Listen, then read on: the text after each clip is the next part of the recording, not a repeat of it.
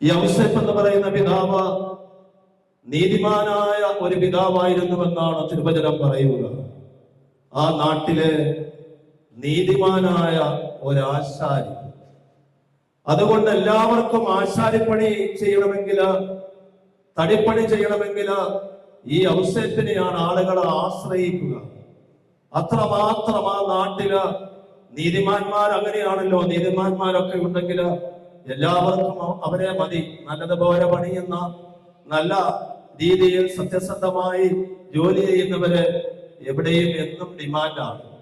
ആ നാട്ടിൽ നീതിമാനായ ഔസേപ്പ് എല്ലാവർക്കും അദ്ദേഹത്തിന്റെ മുമ്പിൽ, അദ്ദേഹത്തിന്റെ പേര് നീതിമാൻ നീതിമാൻ എന്നുള്ളതായിരുന്നു. ഔസേപ്പ് എന്നുള്ളതിനേക്കാൾ ഉപരി നാട്ടിൽ മൊത്തം അറിയപ്പെട്ടിരുന്നത് നീതിമാൻ എന്നുള്ളതായിരുന്നു. ഈ നീതിമാന്റെ മക്കളും ഈ സമൂഹത്തിൽ അറിയപ്പെട്ടിരുന്നത് നീതിമാൻ എന്നാണ്. അതുകൊണ്ടാണല്ലോ നമ്മുടെ പുരാതന ദേവാലയങ്ങൾക്ക് ചുറ്റും, അതായത് അമ്പലങ്ങളുടെ ചുറ്റും, പുരാതന അമ്പലങ്ങളുടെ ചുറ്റും ക്രിസ്ത്യാനികളെ രാജാക്കന്മാർ താമസിപ്പിച്ചിരുന്നു. എന്തിനു വേണ്ടിയാണ്? ക്രിസ്ത്യാനി എണ്ണ തൊട്ടിട്ട് വേണം, ആ നീതിമാനായ ക്രിസ്ത്യാനി എണ്ണ തൊട്ടിട്ട് വേണം, ആ എണ്ണ കൊണ്ട് വേണം അമ്പലത്തിലെ വിളക്ക് കത്തിക്കാൻ. ഈ നീതിമാൻ തൊട്ടാൽ ആ തൊടപ്പെടുന്ന എണ്ണ അത് വിശുദ്ധമാകുമെന്ന് ചിന്തിച്ചിരുന്ന ഒരു കാലമുണ്ടായിരുന്നു. പ്രിയപ്പെട്ടവരെ, ചങ്ങനാശ്ശേരി സുബ്രഹ്മണ്യ സ്വാമി ക്ഷേത്രം, അതിന്റെ ചരിത്രം നമ്മൾ വായിക്കുമ്പോൾ കാണുന്ന ഒരു കാര്യം, ഇടപ്പള്ളിയിൽ നിന്നും കുത്തുകല്ലിങ്കൽ കുടുംബത്തെ പെരുന്നയിൽ കൊണ്ട് താമസിപ്പിച്ചു. എന്തിനു വേണ്ടിയാണ്? ഓർക്കണം, അന്നത്തെ ക്രിസ്ത്യാനിയുടെ ആ നീതിബോധം, ആ ക്രിസ്ത്യാനികളെന്ന് നീതിമാന്മാരായിരുന്നു. എന്തിനു വേണ്ടിയാണ്? പെരുന്ന സുബ്രഹ്മണ്യ സ്വാമി ക്ഷേത്രത്തില് വിളക്ക് കത്തണമെങ്കിൽ ഈ കുത്തുകല്ലെങ്കിൽ കുടുംബത്തിലെ കുടുംബനാഥൻ തൊടണം, എന്നിട്ടേ അവര് കത്തിക്കുകയുണ്ടായിരുന്നു. കത്തീഡ്രൽ എങ്ങനെയാണ് ഉണ്ടായത്? നീതിമാനായ ഒരു രാജാവ്, ഈ തെക്കങ്കോ രാജാവ് ആദിത്യവർമ്മ, അദ്ദേഹത്തിന്റെ മന്ത്രിസഭയിൽ നീതിമാനായ ഒരു മന്ത്രി ഉണ്ടായി. അദ്ദേഹത്തിന്റെ പേര് മാത്തൂ തരകൻ എന്നാണ്. ചങ്ങനാശ്ശേരിക്കാരനാണ് മാത്തൂ തരകൻ. ആ മാത്തൂ തരകൻ എന്ത് പറ്റി? നിരണത്താണെന്ന് കുർബാനയ്ക്ക് പോയിക്കൊണ്ടിരുന്നത്. ഒരു പ്രാവശ്യം ഓശാന ഞായറാഴ്ച അവിടെ ചെന്നപ്പോൾ താമസിച്ചാണ് കുർബാനയ്ക്ക് ചെന്നത്. മാത്തൂ തരകനും കൂട്ടരും തന്നെയല്ല, കുറച്ചേറെ ആളുകളുണ്ട് ചങ്ങനാശ്ശേരി എന്നും. ചെന്നപ്പോൾ ഓശാന ഞായറിന്റെ പരിപാടിയൊക്കെ കഴിഞ്ഞു, എങ്ങനെയോ താമസിച്ചു പോയി കഴിഞ്ഞു. പിന്നെ തിരിച്ചു വന്നിട്ട് രാജകൊട്ടാരത്തിൽ രാജാവിന് മുഖദർശനം കൊടുത്തില്ല. വളരെ വിഷമമായി ഈ മാത്തൂ തരകന്. ഓശാന ഞായറാഴ്ചത്തെ കുർബാന കർമ്മങ്ങൾ മുടങ്ങിയപ്പോൾ വളരെ വിഷമമായി. രാജാവ് ഇത് അറിഞ്ഞു, മാത്തൂ തരകനെ വിളിച്ചിട്ട് പറഞ്ഞു, നിങ്ങൾക്കായി, ക്രിസ്ത്യാനികൾക്കായി ഒരു പള്ളി ഞാൻ പണിയാൻ പോവുകയാണ്. ആന തടിയെടുത്ത് എവിടെ കൊണ്ടിടുന്നുവോ അവിടെയായിരിക്കും നിങ്ങളുടെ പള്ളി. അങ്ങനെ ആന തടിയെടുത്ത് അതുകൊണ്ടിട്ട സ്ഥലമാണ് നമ്മൾ കാണുന്ന കത്തീഡ്രൽ പള്ളിയിലെ, മെത്രാപ്പൊലീത്ത പള്ളിയിലെ കൊച്ചു പള്ളി എന്ന് പറയുന്നത്. ആദ്യത്തെ പള്ളി അതാണ് ആ പള്ളി എന്ന് നമ്മൾ മറന്നു പോകരുത്. അപ്പൊ നീതിമാനായ ക്രിസ്ത്യാനികൾ, യൗസേപ്പിന്റെ മക്കൾ, അവര് നീതിമാന്മാരായിരുന്നു. അവര് കള്ളത്തരം കാട്ടില്ല, അവര് സത്യസന്ധരാണ്, അവര് വിശുദ്ധരാണ് എന്നുള്ള ഒരു സമൂഹം ഇവിടെ ഉണ്ടായിരുന്നുവെന്ന് പറയുമ്പോൾ, ഈ ചങ്ങനാശ്ശേരിയിൽ തന്നെ ഈ അങ്കമാലിയിൽ നിന്നും, അതായത് കച്ചവടത്തിനായി അങ്ങാടിയിൽ കൊണ്ട് കുറെ ക്രിസ്ത്യാനികളെ താമസിപ്പിച്ചിരുന്നു. എന്തൊരു കാര്യമാണ്! രാജാവ് ചെയ്ത ഒരു കാര്യമാണ്. കാരണം ക്രിസ്ത്യാനികൾ അത്ര സത്യസന്ധരായി. ഇവിടെ ഒരു വ്യാപാരം വളരണമെങ്കിൽ ക്രിസ്ത്യാനികൾ ഇവിടെ വരണമെന്ന് അദ്ദേഹം ആഗ്രഹിച്ചിരുന്നു. മാത്രമല്ല, എല്ലാ ആളുകൾക്കും അവിടെ പണിത് കൊടുക്കുകയാണ്. നമുക്ക് കത്തീഡ്രൽ പള്ളി പണിത് തന്നു. ഒപ്പം തന്നെ ഹിന്ദുക്കൾക്ക് കാവിൽ ഭഗവതി ക്ഷേത്രം, മുസ്ലിങ്ങൾക്ക് പഴയ പള്ളി ജുമാ മസ്ജിദ്. ഒരടുപ്പിലെ 3 കല്ലുകൾ പോലാണ് ഇരിക്കുക. ആ കല്ലിൽ വേകുന്ന ഭക്ഷണത്തിന്റെ പേരാണ് മതസൗഹാർദ്ദം എന്ന് പറയുന്നത്. അതാ ആദിത്യവർമ്മയുടെ വലിയൊരു കാഴ്ചപ്പാടായിരുന്നു. അദ്ദേഹം പറഞ്ഞു, എനിക്ക് രാവിലെ പള്ളിയിലെ മണി കേൾക്കണം, അമ്പലത്തിലെ ശംഖനാദത്തിന്റെ സ്വരം കേൾക്കണം, പുത്തൂർ പള്ളി, പഴയ പള്ളിയിലെ വാക്കുവിളി കേട്ട് എനിക്ക് ഉണരണമെന്ന് രാജാവ് ചിന്തിച്ചിരുന്നു. പ്രിയപ്പെട്ടവരെ, ഇങ്ങനൊരു കാലം ഈ ചങ്ങനാശ്ശേരിയിൽ ഉണ്ട് എന്ന് നമ്മൾ മറന്നു പോകരുത്. അതുകൊണ്ട് യൗസേപ്പിനെ കുറിച്ച് പറയുമ്പോൾ നമ്മൾ ചിന്തിക്കേണ്ടത്, നീതിമാനായിരുന്നു എന്ന് പറയുമ്പോൾ അതൊരു വാക്കുകൊണ്ടുള്ള നീതിയല്ല. തന്റെ പ്രവർത്തികളിലൂടെ, തന്റെ തൊഴിലിൽ കാട്ടിയ ഒരു നീതിയുണ്ട്. പലപ്പോഴും നമ്മൾ നീതി പ്രസംഗിക്കാറുണ്ട്. നീതി പ്രസംഗിക്കുക വളരെ എളുപ്പമാണ്. പക്ഷേ തന്റെ ജീവിതാനുഭവങ്ങളിൽ, താൻ ചെയ്യുന്ന ജോലിയിൽ, താൻ ചെയ്യുന്ന കച്ചവടത്തിൽ, താൻ ചെയ്യുന്ന അധ്വാനത്തിലൊക്കെ ആ നീതിയുടെ അനുഭവം കൊടുക്കുവാൻ സാധിച്ചത് കൊണ്ടാണ് ആ നാട്ടുകാരെല്ലാം അദ്ദേഹത്തെ നീതിമാൻ എന്ന് വിളിച്ചിരുന്നത്. ഔസേപ്പിനെ കുറിച്ച് എഴുതപ്പെടാതെ പറയുന്ന ഒരു കാര്യമുണ്ട് പ്രിയപ്പെട്ടവരെ. അതായത് ഹെറോദസ് കുഞ്ഞുങ്ങളെയൊക്കെ കൊല ചെയ്യുവാനായിട്ട് ആഗ്രഹിക്കുകയാണ്, കൽപ്പന കൊടുക്കുകയാണ്. ആ കൽപ്പന കൊടുക്കപ്പെടുമ്പോൾ പെട്ടെന്ന് ഉണ്ണിയുമായി ഈജിപ്തിലേക്ക് പലായനം ചെയ്യുവാൻ യൗസേപ്പിനോട് പറയുകയാണ്. യൗസേപ്പ് മാതാവും ഉണ്ണിയുമായി ഈജിപ്തിലേക്കുള്ള നീണ്ട യാത്രയാണ്. കിലോമീറ്ററുകൾ 500-ൽ പരം കിലോമീറ്ററുകൾ നടക്കണം.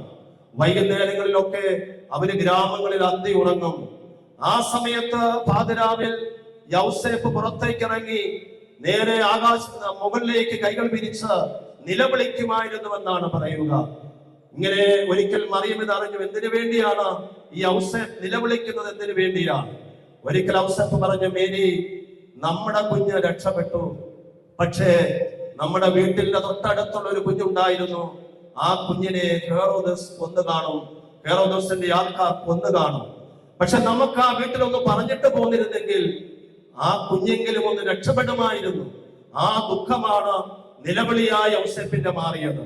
പ്രിയപ്പെട്ടവരെ, ഈ തിരുനാളിൽ നമ്മൾ ഇരിക്കുമ്പോൾ ഓർക്കേണ്ട കാര്യം, നാം ഒക്കെ പലവിധത്തിൽ രക്ഷപ്പെട്ടവരാകും.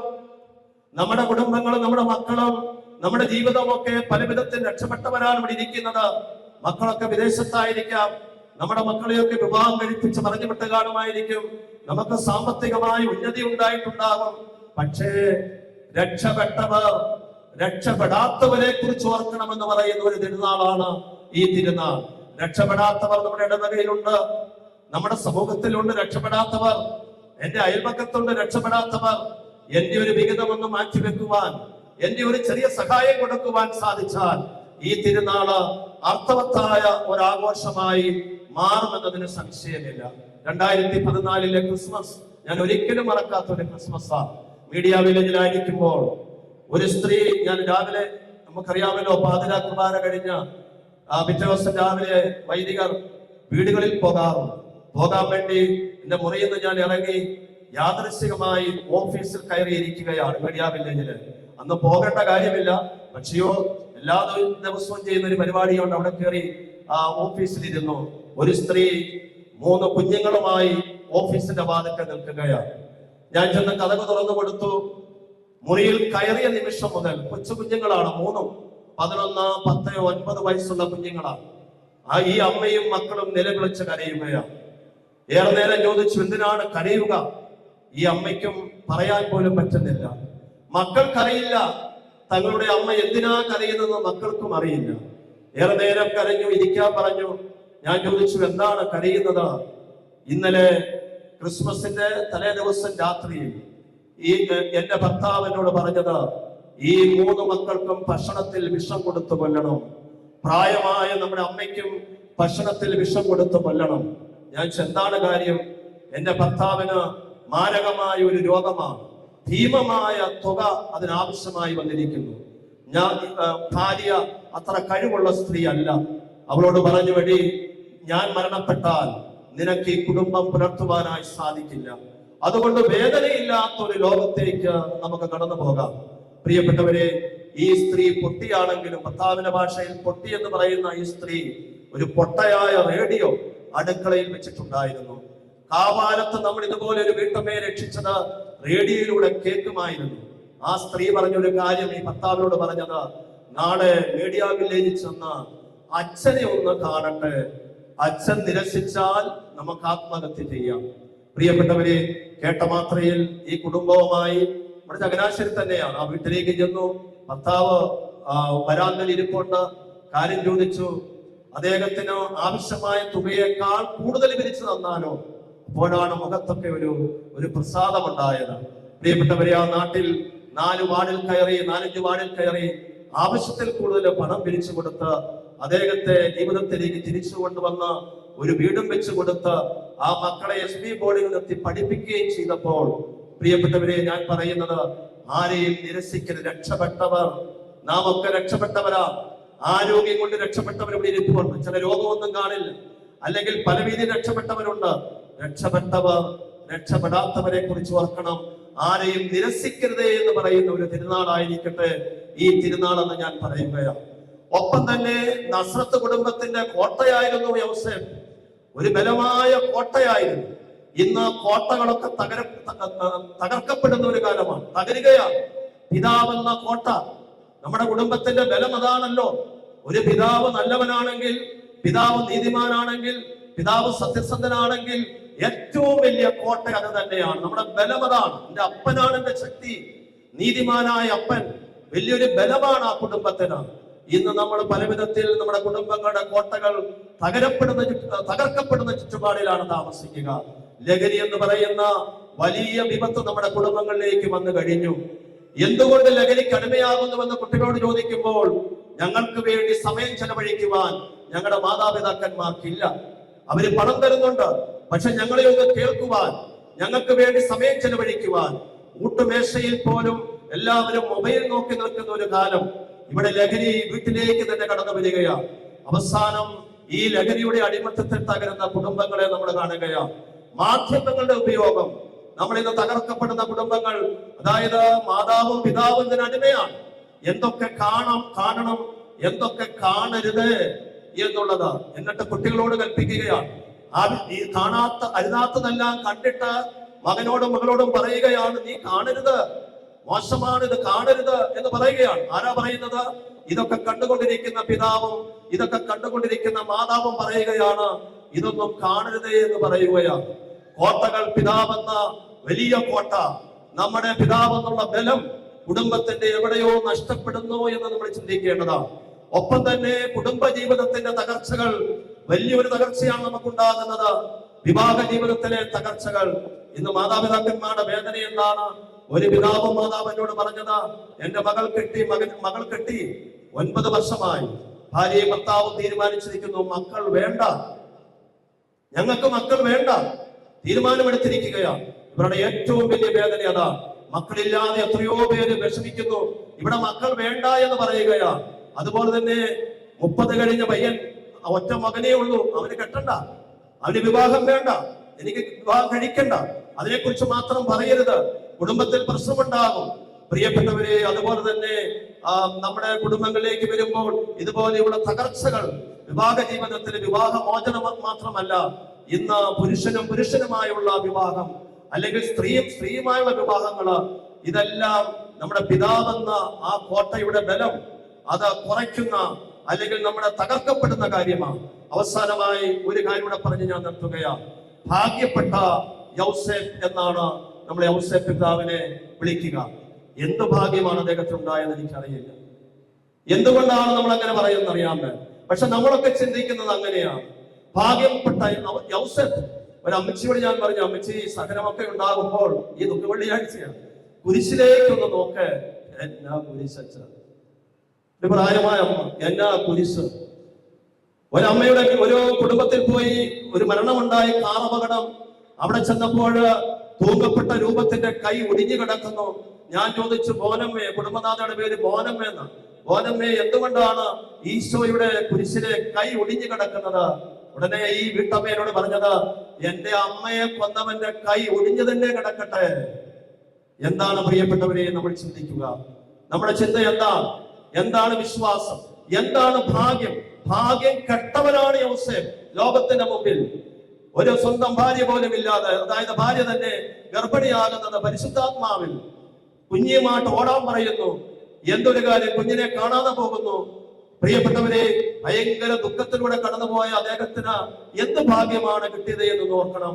നാം ഒക്കെ പലപ്പോഴും ചിന്തിക്കും, അവരൊക്കെ ദൈവത്താൽ തിരഞ്ഞെടുക്കപ്പെട്ടവരല്ലേ? പുരോഹിത ദൈവത്താൽ തിരഞ്ഞെടുക്കപ്പെട്ടവരല്ലേ? സന്യസ്ത ദൈവത്താൽ തിരഞ്ഞെടുക്കപ്പെട്ടവരല്ലേ? അല്ലെങ്കിൽ യൗസേപ്പ് പിതാവ്, മറിയം, എന്നാ ഭാഗ്യമാ മറിയത്തിന് കിട്ടിയത്?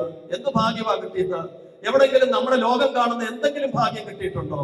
ഒരു ലോട്ടറി പോലും അടിച്ചിട്ടുണ്ടോ നമ്മുടെ മുമ്പിൽ? എന്തെങ്കിലും നല്ലൊരു ഭവനമായിരുന്നോ സ്വന്തമായി ഉണ്ടായിരുന്നത്? കലാകാരന്റെ സൃഷ്ടിയിൽ സുന്ദരിയാണ് ഈ മറിയം. പക്ഷെ ഈ മറിയമല്ല, ആ കൈകളിലൊക്കെ പാട് വീണ മറിയമാണ്. ഇത് സുന്ദരിയാണ്, ഇത് കലാകാരന്റെ ദൃഷ്ടിയിലുള്ള മറിയമാണ്. പ്രിയപ്പെട്ടവരെ, എന്ത് ഭാഗ്യമാണ് മറിയത്തിന് കിട്ടിയത്? ഇനിയും പത്രോസിന് എന്ത് ഭാഗ്യമാണ് കിട്ടിയത്? തല കീഴായി കുരിശിൽ തറയ്ക്കപ്പെടുന്ന പത്രോസിന് നമ്മൾ കാണുകയാണ്.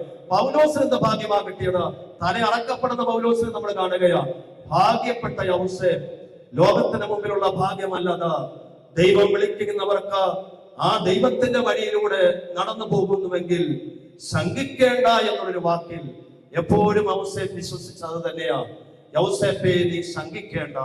എത്രയോ സുന്ദരമാണ് ആ വാക്കാണ് യൗസേപ്പിന്റെ ജീവിതത്തെ മുന്നോട്ടേക്ക് നയിച്ചത്. പ്രിയപ്പെട്ടവരെ, അതുകൊണ്ട് ഭാഗ്യം എന്ന് പറയുന്നത് എപ്പോഴും സന്തോഷത്തോടെ ഇരിക്കുന്ന ജീവിതമല്ല. ജീവിതം എന്ന് പറയുന്നത് ദുഃഖവുമുണ്ട്, സന്തോഷമുണ്ട്, രോഗമുണ്ട്, വേദനകൾ ഉണ്ടാകും, തകർച്ചകൾ ഉണ്ടാകും, പരാജയങ്ങൾ ഉണ്ടാകും, നമുക്ക് പലതും സംഭവിക്കാം. പക്ഷെ അവിടെയൊക്കെ നമ്മളെ വിളിച്ചവൻ വിശ്വസ്തനാണ്. ആ ദൈവത്തിന് മുമ്പിൽ ശങ്കിക്കേണ്ട എന്നുള്ള ആ വലിയ ഉറപ്പിൽ ദൈവം പറയുമ്പോൾ മുന്നോട്ടേക്ക് ജീവിതം കൊണ്ടുപോകുവാൻ, കുടുംബത്തെ കൊണ്ടുപോകാൻ നമുക്ക് സാധിക്കട്ടെ. രക്ഷപ്പെട്ടവർ രക്ഷപ്പെടാത്തവരെ ഓർക്കുന്ന ഒരു തിരുനാളായി ഇത് മാറട്ടെ എന്ന് പ്രാർത്ഥിച്ചുകൊണ്ട് ഒരിക്കൽ കൂടി ഈ ഇടവകയിലുള്ള എല്ലാവർക്കും തിരുനാളിന്റെ മംഗളങ്ങൾ നേരുന്നു. ദൈവം നമ്മെ സമർത്ഥമായി അനുഗ്രഹിക്കട്ടെ.